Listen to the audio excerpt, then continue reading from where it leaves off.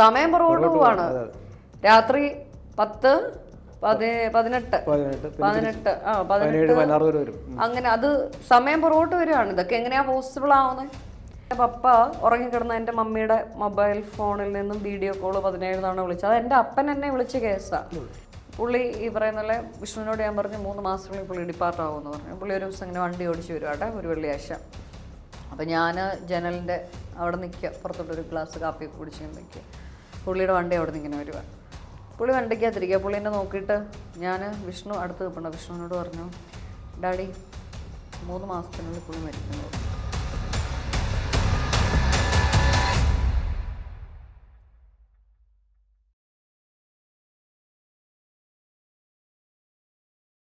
ഒരു ദിവസം രാവിലെ ഏർലി മോർണിംഗ് എനിക്ക് തോന്നുന്നു 3:20 AM ആയപ്പോൾ ഡിവൈൻ വേൾഡിൽ നിന്ന് ഒക്കെ കണക്ഷൻ മെസ്സേജ് വന്നിട്ട് പറഞ്ഞു എല്ലാം നിർത്തിക്കണം പറഞ്ഞു. അപ്പം ഞാൻ കുറച്ച് വർഷങ്ങൾക്ക് മുമ്പേ എൻ്റെ അടുത്ത് പറഞ്ഞതായിരുന്നു, ഒരു സമയം എത്തുമ്പോഴത്തേക്കും യഥാർത്ഥ ഐഡൻറ്റിറ്റിയിലേക്ക് മാറും, പേര് മാറ്റും, അതുകൂടാതെ തന്നെയും വേണ്ട എല്ലാ ചേഞ്ചസും വരും, വെജിറ്റേറിയൻ ആകും, മാനുഷികപരമായിട്ടുള്ള എന്തൊക്കെ കുന്നരുതായ്മകളും വഴക്കാളത്തരങ്ങളും ഉണ്ടോ ഇതെല്ലാം നിർത്തും.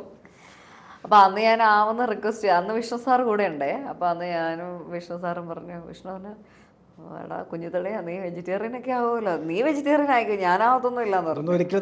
ഒരിക്കലും നടക്കാത്ത കാര്യം എന്ന് പറഞ്ഞു. അപ്പോൾ ഞാൻ പറഞ്ഞു അതെ എനിക്ക് കുറച്ച് വർഷമൂടെ ഒക്കെ തരണം കേട്ടോ എന്ന് പറഞ്ഞു. അന്നേരം ഒന്നും മിണ്ടിയില്ല. അപ്പോൾ ഇവിടെ ഇപ്പോൾ വന്നപ്പോൾ തിരിച്ചിനിയും പോകണ്ട, ഓഗസ്റ്റ് മാസം വരെ പോകാൻ പറ്റില്ല എന്ന് കട്ട് ആൻഡ് റൈറ്റ് പറഞ്ഞു. ഒന്നും ചെയ്യാനില്ല, പേടിയാണ്. കാരണം എന്നാന്ന് പറഞ്ഞാൽ നേരത്തെ അങ്ങനെ കിട്ടിയ മെസ്സേജസ് നമ്മൾ തെറ്റിക്കുകയോ അതല്ലെങ്കിൽ അതിനെ ഫോളോ ചെയ്യാതിരിക്കുകയോ ചെയ്ത സമയത്തെ അനുഭവങ്ങൾ വളരെ വളരെ എക്സ്ട്രീമാണ്. അതിനെപ്പറ്റി പുസ്തകത്തിലുണ്ട് പറയുന്നുണ്ടല്ലോ. അപ്പോൾ അതുകൊണ്ട് തന്നെ ഞാനത് വളരെ സീരിയസ് ആയിട്ട് എടുത്തു. അപ്പോൾ 5 ദിവസം മുമ്പ് വന്നിട്ട് ഇങ്ങനെ പറഞ്ഞു നിർത്തിക്കോളാൻ പറഞ്ഞു. ഞാൻ അന്നേരം അപ്പോൾ ഞാൻ സ്റ്റാറ്റസ് ഇട്ടു, ഒരു കൂടിപ്പോയ 2-3 മാസം കൂടെയൊക്കെ ഇങ്ങനെ കുഞ്ഞിപ്പുഴ കളിച്ച് നടക്കാനൊക്കെ പറ്റുള്ളൂ.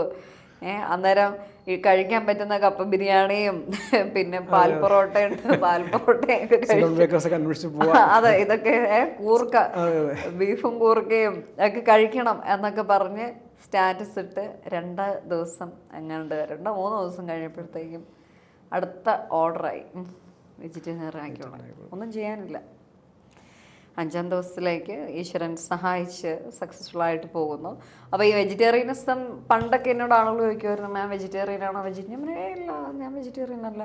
നമ്മൾ ഇപ്പോൾ വെജിറ്റേറിയൻ ആണെങ്കിലും നോൺ വെജിറ്റേറിയൻ ആണ് എന്നുണ്ടെങ്കിലും ഈ വെജിറ്റേറിയൻ സങ്കല്പം എന്ന് പറയുന്നത് നമ്മളൊരു ആനിമലിനെ ഹനിക്കുമ്പോൾ അതിൻ്റെ ആ ഒരു സമയത്തെ അവസാന നിമിഷങ്ങളിലെ സകല വികാരങ്ങളും സങ്കടവും വേദനയും ഒക്കെ ഇത് കഴിക്കുന്ന ആളുടെ ഉള്ളിലേക്കും കൂടെ പ്രവേശിക്കാനുള്ള സാധ്യതയുണ്ട് എന്നുള്ളൊരു രീതി കൊണ്ടാണ്.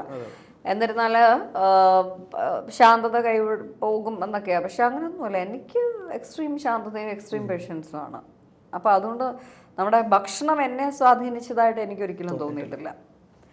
പിന്നെ ഉള്ളത് നമ്മുടെ ഫിസിക്കൽ ബോഡി, അത് ഈ പറയുന്ന പോലെ ചെറിയ പ്രായം തൊട്ടേ ആസ്മാറ്റിക് ഇഞ്ചക്ഷൻ എടുക്കുന്നത് കൊണ്ടുള്ള സ്റ്റെറോയിഡ് ആണല്ലോ, അതിപ്പോഴും ചെയ്യുന്നുണ്ട്. അപ്പോൾ അതുകൊണ്ട് തന്നെ അത് അതിൻ്റെതായ ഒരു ഇതിലേക്ക് അപ്പോൾ പല വീഡിയോസ് നമ്മൾ കൊടുക്കുന്ന സമയത്തും ഈ മലയാളികളുടെ ഒരു സ്വഭാവമാണ് ഈ ബോഡി ഷേമിങ്.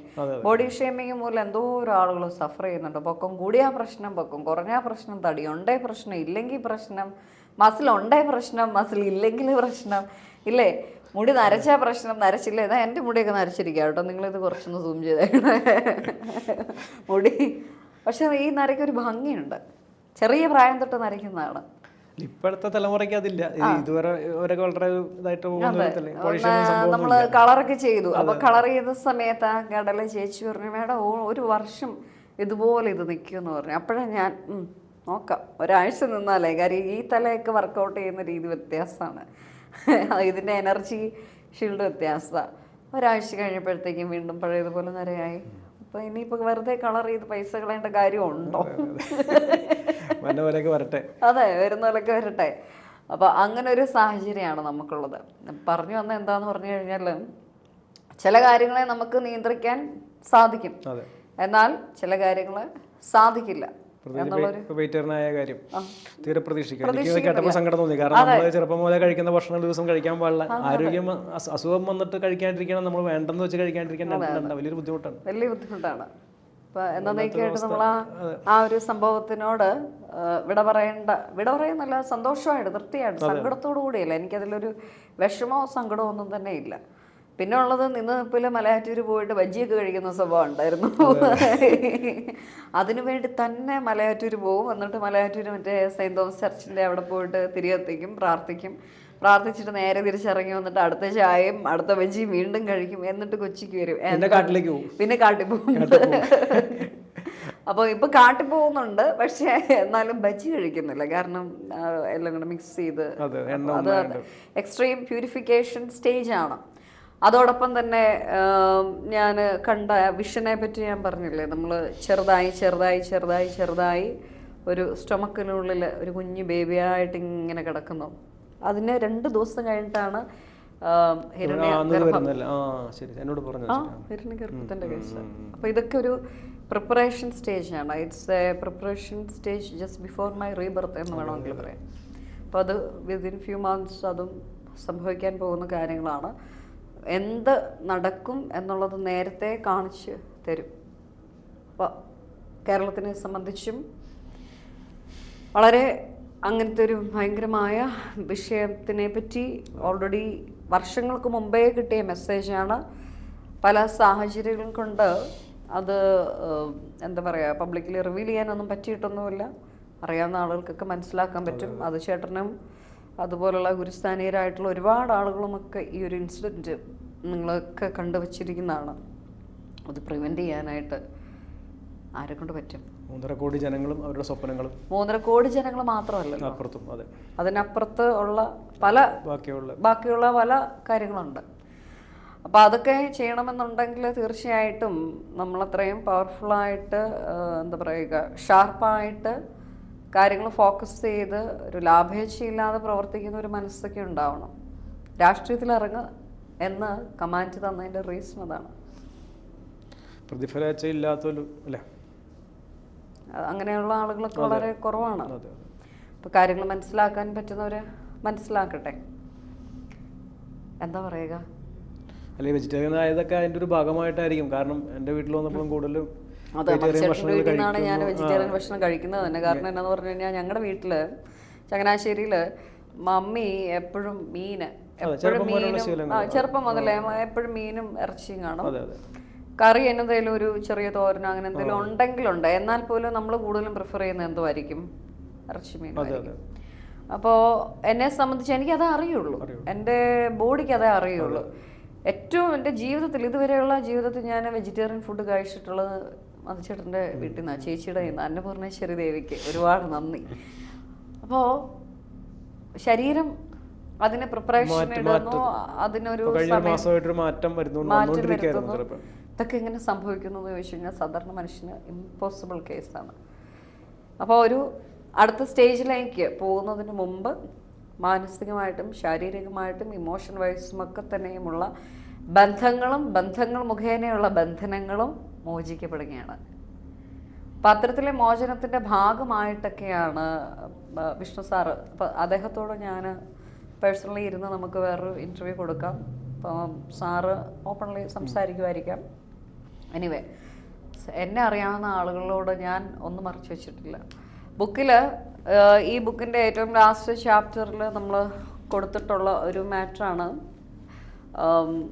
അവസാന കാലം വരെയും കൂടെ നിൽക്കുക എന്നുള്ള വിഷ്ണു സാറിൻ്റെ ചോദ്യത്തിന് എനിക്ക് മറുപടി ഇല്ലായിരുന്നു എന്നുള്ളത്. അപ്പം പല കാര്യങ്ങളും മുൻപേ അറിയുമ്പോൾ അത് ഹൃദയവേദനയോടുകൂടി ഇങ്ങനെ കേട്ടിരിക്കാനും നിർജ്ജീവമായ അവസ്ഥയിലിരിക്കാനും ഒക്കെ നമുക്ക് സാധിക്കത്തുള്ളൂ. അതെ. അതുകൂടാതെ തന്നെ 2-3 ഏറ്റവും ഇമ്പോർട്ടൻ്റ് ആയിട്ടുള്ള കാര്യങ്ങളെ പറ്റി പറയാനായിട്ട് ആഗ്രഹിക്കുകയാണ്. ഈ ആത്മാക്കളുമായിട്ടുള്ള ആശയവിനിമയം തെറ്റാണ്, അല്ലെങ്കിൽ അതൊന്നും ചെയ്യാൻ പാടില്ല എന്നൊക്കെ പറഞ്ഞ് ഉള്ള സംസാരങ്ങളുണ്ട്. അതൊരു ശുദ്ധ വിഡ്ഢിത്തരമാണ് സത്യത്തിൽ. നമ്മുടെ അച്ഛനും അമ്മയും ഇന്നലെ നമ്മുടെ കൂടെ ഉണ്ടായിരുന്നു. അവരിന്ന് ഫിസിക്കലി ഇല്ല, എന്നാൽ സ്പിരിച്വലി ഉണ്ട്. അവർക്ക് ഈശ്വരൻ്റെ അനുമതി കിട്ടുവാണെങ്കിൽ, നിങ്ങൾക്കതിനുള്ള സമയമാണെങ്കിൽ, ഭാഗ്യമുണ്ട് എങ്കിൽ, നിങ്ങളോട് എന്തെങ്കിലും പറയണമെന്നുണ്ടെങ്കിൽ, അല്ലെങ്കിൽ നിങ്ങളുടെ അവസ്ഥ കണ്ട് നിങ്ങൾ ഡൗൺ ആയിട്ട് ഡിപ്രഷനായിട്ട് സൂയിസൈഡിൻ്റെ വക്കിൽ പോയി നിൽക്കുക, അതല്ലെങ്കിൽ മറ്റെന്തെങ്കിലും കോംപ്ലിക്കേഷൻ നിൽക്കുക, അപ്പം നിങ്ങളോട് എന്തെങ്കിലും പറയണമെന്നുണ്ടെങ്കിൽ തീർച്ചയായിട്ടും അവർക്ക് അവിടുന്ന് പെർമിഷൻ കിട്ടി ഞാൻ അല്ലെങ്കിൽ അതുപോലുള്ള ആരുടെ മുഖേന നിങ്ങൾ കണക്ട് ചെയ്യും, സംസാരിക്കും. ഇന്ന് രാവിലെ കൂടെ നമുക്കൊരു വോയിസ് കിട്ടിയതേ ഉള്ളൂ. ഇന്നലെ സെഷൻ കഴിഞ്ഞ ഒരു പുരുഷൻ അദ്ദേഹത്തിൻ്റെ അമ്മയോട് സംസാരിച്ചത് ഞാൻ മുഖേന. അപ്പോൾ ഇങ്ങനെ നിരവധിയായിട്ടുള്ള ഒരു ഭാഗ്യമാണ്, അതൊക്കെ ഒരു ഭാഗ്യമാണ്. ഈ പരലോക നിയമങ്ങളുടെ പുസ്തകത്തിൽ കൃത്യമായിട്ട് പറയുന്നത്. കാരണം നമുക്ക് എന്തെങ്കിലും ഒരു പുറത്തുനിന്ന് ഒരു ആത്മാവ് നമുക്ക് വേണ്ടപ്പെട്ട ഒരാൾക്കാരോട് സംസാരിക്കാൻ ഒരു വഴി ഉണ്ടാവാന്നുണ്ട് ഏറ്റവും വലിയ പൂർവ്വജന്മ സുഹൃതം എന്ന് പറയുന്നത്. അപ്പം അങ്ങനെ ചിന്തിക്കുമ്പോൾ നമുക്ക് കൃത്യമായിട്ട് എന്തെങ്കിലും ഒരു ഭാഗ്യം ഉണ്ടെങ്കിൽ മാത്രമേ അതൊക്കെ പറ്റുള്ളൂ. എല്ലാത്തവരും ഇത് ഇല്ലാന്ന് പറയും, അല്ലെങ്കിൽ അങ്ങനെ ഒരു സംഭവം ഇല്ലാന്ന് പറയും. അതിപ്പോ അങ്ങനെയല്ല, നമ്മൾ ടേസ്റ്റ് ചെയ്ത് നോക്കാൻ നമുക്ക് ഒരിക്കലും സംഭവം എന്താണെന്ന് അറിയാൻ പറ്റത്തില്ല. അപ്പൊ ചെറിയ പ്രായം തൊട്ട് എൻ്റെ 6th സെൻസ് ഒക്കെ ഇന്നലെ തന്നെ മതിച്ചേട്ടൻ കണ്ടില്ല. നമ്മൾ ഇന്നലെ എവിടെയാ പോയ കാട് വണ്ടി ഓടിക്കുമ്പോൾ, അപ്പോൾ എവിടെയോ കിടക്കുന്ന സ്മെല്ല് പുറത്ത് കിട്ടി. സെൻസസ് ഹൈപ്പറായിട്ട് ആക്റ്റീവ് എന്ന് പറയുന്നത് 6ാം ഇന്ദ്രിയമൊക്കെ വളരെ ഷാർപ്പായിട്ട് വർക്ക് ചെയ്യുന്നതാണ്. ഇതൊന്നും നമ്മൾ ആരെയും തെളിയിച്ച് കാണിക്കാനും പ്രൂവ് ചെയ്യാനും ഒന്നും പോകുന്നില്ല. ബാക്കിയുള്ളവരുടെയൊക്കെ പ്രത്യേകത എന്നാന്ന് പറഞ്ഞാൽ ഈ തെളിവുകളെല്ലാം എടുത്തങ്ങോട്ട് ഇട്ട് കൊടുക്കും, എന്നിട്ട് അവർ ചാനൽ റീച്ച് ഉണ്ടാക്കും, അത് കൊടുക്കും. ഞാൻ ആകെ ഒരു കാര്യങ്ങൾ ഇത്രയും വർഷങ്ങളായിട്ടും ചെയ്തിട്ടില്ല. എബ്രോഡ് നിൽക്കുന്ന സമയത്ത് പല മീഡിയക്കാരും ഇൻ്റർവ്യൂ തരാമോ, നിങ്ങളുടെ കയ്യിലുള്ള എവിഡൻസ് ആണെന്നൊക്കെ പറഞ്ഞുകൊണ്ട് ഇമെയിലൊക്കെ ഞാൻ പിന്നെ പോയി പണയൊക്കെ പറയും. അത് പേഴ്സണൽ മാറ്ററാണ്. ബുക്കിൽ കൊടുത്തിരിക്കുന്നത് പോലും ക്ലയൻസിന്റെ പേരൊക്കെ വ്യത്യാസമാണ്, ഒരിക്കലും ഒറിജിനൽ നെയിമൊന്നും നമ്മൾ കൊടുത്തിട്ടില്ല. അങ്ങനെ ചെയ്യാൻ പാടില്ല. പിന്നെ ഞാൻ കൊടുത്തിട്ടുള്ളത് എന്താണ്, എൻ്റെ പപ്പ ഉറങ്ങിക്കിടന്ന എൻ്റെ മമ്മിയുടെ മൊബൈൽ ഫോണിൽ നിന്നും വീഡിയോ കോള് 17 തവണ വിളിച്ചത്. അത് എൻ്റെ അപ്പൻ എന്നെ വിളിച്ച കേസാണ്. എന്തുകൊണ്ടാണ് പപ്പ വിളിച്ചത്? ബിജു സാറിന് ഞാനൊരു കമൻറ്റ് ഒരു വീഡിയോ കൊടുത്തപ്പോൾ ഒരു 1-2 കമൻറ്റ് ഉണ്ടായിരുന്നു, നിങ്ങൾ ഈ പറയുന്നത് എന്ത് തെളിവെന്ന് ചോദിച്ചു. എന്താ തെളിവ്? സമയം പുറകോട്ട് പോവാണ്. രാത്രി 10-18 അങ്ങനെ അത് സമയം പുറകോട്ട് വരികയാണ്. ഇതൊക്കെ എങ്ങനെയാ പോസിബിൾ ആവുന്നത്? അപ്പോൾ നമ്മളുടെ നിന്നും ഡിപ്പാർട്ടഡ് ആയിട്ടുള്ള ആളുകൾക്ക് നമ്മളുമായിട്ട് കണക്ട് ചെയ്യാൻ നിരവധിയായിട്ടുള്ള ഓപ്ഷൻസ് ഉണ്ട്, വിഷൻസ് ഉണ്ട്. നിങ്ങൾ പറയും ഡ്രീംസ് എന്ന് പറയും.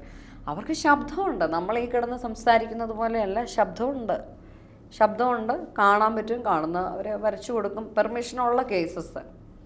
അപ്പം ഇങ്ങനത്തെ നിരവധിയായിട്ടുള്ള കാര്യങ്ങളൊക്കെ ഉണ്ട്. അല്ലാതെ ഇതൊരു പ്രൊമോഷനായിട്ടോ അതല്ലെങ്കിൽ എന്താ പറയുക ഹൈപ്പറായിട്ട് കൊടുക്കുവാനോ ഒന്നും എനിക്ക് ഒരു താല്പര്യം ഇല്ലാത്ത ആളാണ്. അതിൻ്റെ ആവശ്യമില്ല. എന്ത് കാര്യത്തിന്? ബുക്കിൽ എഴുതിയിട്ടുണ്ട്, അത് മനസ്സിലാക്കുന്നവർ മനസ്സിലാക്കട്ടെ. ഹീലിംഗ് പർപ്പസിന് വേണ്ടി മാത്രം നമുക്കത് കൊടുക്കാം. അത്രയും എമർജൻസി ആയിട്ട് അത്രയും ക്രൈസിസിൽ കൂടി പോകുന്ന ആത്മഹത്യ ചെയ്യാനായിട്ട് നിൽക്കുന്ന ഒരാൾ വിളിച്ചിട്ട് മാം എനിക്ക് പറ്റുന്നില്ല എന്ന് പറയുമ്പം എൻ്റെ 5-6 മണിക്കൂറുകൾ ഞാൻ അവരോട് സംസാരിച്ചിട്ടുണ്ട്. അങ്ങനെ എത്ര ക്ലയൻസിനോട് സംസാരിച്ചിട്ടുണ്ടെന്നറിയാവോ യൂറോപ്പിലായിരിക്കുന്ന സമയത്ത്? സൗജന്യമായിട്ട് എത്രയോ വർഷങ്ങൾ. അപ്പോൾ ആ സമയങ്ങളിലൊക്കെ ഒരുപാട് വിഷ്ണു സാറ് സഫർ ചെയ്തിട്ടുണ്ട്. കാര്യം നമ്മളൊന്ന് രാവിലെ എണീക്കണം, ബ്രേക്ക്ഫാസ്റ്റ് ഉണ്ടാക്കാനായിട്ട് പോണ സമയത്താകാം ഒരു കോള് വരുന്നത്. കോള് വരുമ്പോഴത്തേന് ഞാൻ ഡാഡിന്ന് അദ്ദേഹത്തെ വിളിക്കുന്നത്. ഡാഡി എനിക്കിതാ എമർജൻസി ആയിട്ടൊന്ന് ഓക്കെ എന്ന് പറയും. 1 മണിക്കൂർ കഴിഞ്ഞു, 2 മണിക്കൂർ കഴിഞ്ഞു, 3 മണിക്കൂർ കഴിയുമ്പോഴത്തേക്കും അദ്ദേഹം വന്നിട്ട് ഇത് എന്തുവാന്ന് ചോദിക്കും. ഞാൻ പറയില്ല ഡാഡി. ഇവർ നൃത്തത്തിൽ ഇവർ കരച്ചില്ല, ഞാനത് കേൾക്കണം, അതെൻ്റെ കർമ്മമാണ്. അപ്പോൾ അങ്ങനെ ആകുമ്പോൾ എത്ര വർഷം അങ്ങനെയൊക്കെ നിൽക്കാൻ പറ്റും. അതുകൊണ്ട് അദ്ദേഹത്തിന് നമുക്ക് കുറ്റമൊന്നും അങ്ങനെ പറയാൻ പറ്റുമൊന്നുമില്ല.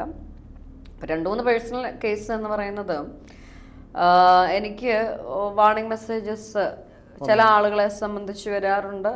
പക്ഷെ നമ്മൾ ഹ്യൂമൻ ഇമോഷൻ പിടിക്കും. അടുത്തൊരു കേസ് 2022 ഒരു വലിയ ഇൻസിഡൻ്റ് ആണ്. 2022 ഞങ്ങളുടെ അവിടുത്തെ ലിത്വാനിയൻ അപ്പൻ എന്ന് പറയാം, ഞങ്ങളെ അപ്പനെ പോലെ എന്നെ മീൻ പിടിക്കാനൊക്കെ പഠിപ്പിച്ചു പുള്ളിയാണ്, പ്രളന്തസ്. അപ്പോൾ ഞാൻ അദ്ദേഹത്തിനെ പിന്നെ തന്നെ ഒരു ബുക്ക് എഴുതാനിരിക്കും. പക്ഷെ പുള്ളിയുടെ മകനൊക്കെ അത് സമ്മതിക്കുമെന്ന് എനിക്ക് തോന്നുന്നില്ല. പുള്ളി ഡിപ്പാർട്ടഡ് ആകും എന്നുള്ളൊരു കേസ് 2021 ഞാൻ പുള്ളിയോട് പറഞ്ഞു, ശ്രദ്ധിക്കണമെന്ന് പറഞ്ഞു. അപ്പോൾ അന്നേരം അവിടെ യൂറോപ്പല്ലേ, നമ്മളൊരു 1.5 അടിച്ച് ബിയറൊക്കെ അടിച്ച് ഗ്രില്ലൊക്കെ ചെയ്ത് ഇങ്ങനെ ഇരിക്കുന്ന സമയമായിരിക്കാം. അപ്പം ഞാനന്നൊരു സെഷനിലൊക്കെ ഇവരൊക്കെ വീടിൻ്റെ പുറത്തിരുന്ന് ഭയങ്കര എൻജോയ് ചെയ്തിരിക്കുകയാണ്. സമ്മർ സമയം എന്ന് പറഞ്ഞാൽ ചൂടത്ത് നമുക്ക് ഒന്നും ചെയ്യാൻ പറ്റത്തില്ല, വീടിനകത്ത് കയറാൻ പറ്റത്തില്ല, അമ്മ അതിരി ചൂടാണ്.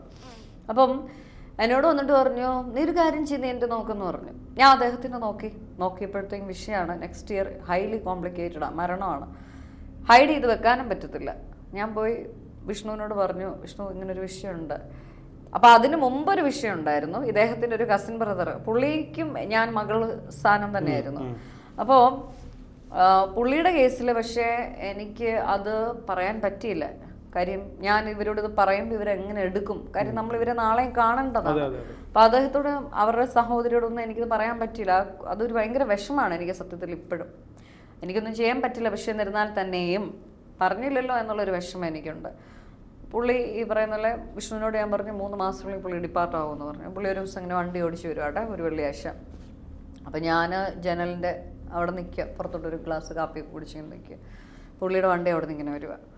പുള്ളി വണ്ടിക്കകത്തിരിക്കുക. പുള്ളീനെ നോക്കിയിട്ട് വിഷ്ണു അടുത്ത് നിൽപ്പുണ്ട്. വിഷ്ണുവിനോട് പറഞ്ഞു ഡാഡി 3 മാസത്തിനുള്ളിൽ പുള്ളി മരിക്കുമെന്ന് പറഞ്ഞു. വിഷ്ണു നീ എന്താ പറയുന്നതെന്ന് ചോദിച്ചു. ഞാൻ പറഞ്ഞില്ല ഡാഡി പുള്ളി പോകാറായെന്ന് പറഞ്ഞു. പുള്ളിയുടെ സഹോദരനെ ഇൻഫോം ചെയ്യണമെന്ന് പറഞ്ഞു. അതൊന്നും പറ്റത്തൊന്നുമില്ല, നടക്കുന്ന കാര്യമൊന്നുമില്ല, നീ എന്താ ഈ പറയുന്നത്, അവരെന്തോ വിചാരിക്കും, നമുക്ക് നാളെ ഇവരെ കണ്ടതാണ് അങ്ങനെ ഇങ്ങനെയാന്നൊക്കെ പറഞ്ഞു. പക്ഷേ 3 മാസം കഴിയുമ്പോൾ കോവിഡ് വന്നിട്ട് പുള്ളി പോയി.